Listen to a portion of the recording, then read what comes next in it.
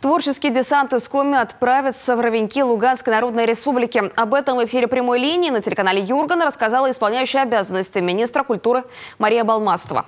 По поручению главы Коми сформирован гастрольный тур региональных театров и филармоний в подшефный региону город. Первым в начале февраля жителям Ровеньков покажут свои спектакли Государственный театр кукол Республики Коми. Располагается он в Воркуте. Тем временем в Коми пройдет отборочный тур конкурса «Танцуй и пой, моя Россия».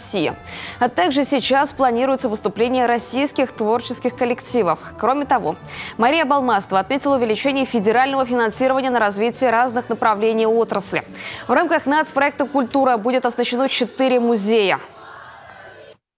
3 музея будут оснащены, и 4-й музей техническое оснащение получит, к нашей радости, наш Национальный музей Республики Коми. Также в рамках федеральной программы более 6 миллионов мы получили на ремонт Воркутинского краеведческого музея.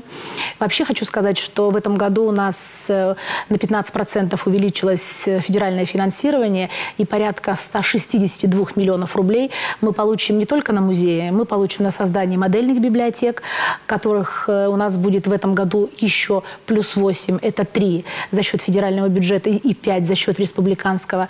Это будет приобретение автоклубов, это будет оснащение и приобретение музыкальных инструментов в наши детские школы, искусственно-музыкальные школы. В рамках федерального проекта «Местный дом культуры» в этом году будет переоснащено 29 учреждений культуры в 13 муниципалитетах Коми. Это обновление светового, звукового оборудования, текущий ремонт.